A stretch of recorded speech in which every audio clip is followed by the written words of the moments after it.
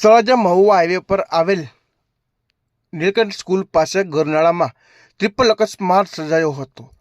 જેમાં વધુ વિગતો સાથે વાત કરીએ તો તળાજાથી મહુવા હાઈવે પર ચડતા નીલકંઠ સ્કૂલ પાસે આવેલ ગરનાળા પાસે ટ્રિપલ અકસ્માત સર્જાયો હતો, જેમાં એક ટેન્કર, લક્ઝરી બસ અને બાઇક વચ્ચે ગંભીર અકસ્માત સર્જાયો હતો, જેમાં બાઇક ચાલકને ટેન્કર ચાલકે અડફેટે લીધો હતો, જેને સારવાર માટે તળાજાની ખાનગી હોસ્પિટલમાં ખસેડવામાં આવ્યો હતો। આ ઘટનાને લઈને ઘટના સ્થળ પર લોકોના ટોળેટોળા એકઠા થયા હતા। વધુ માહિતી મેળવાઈ રહી છે।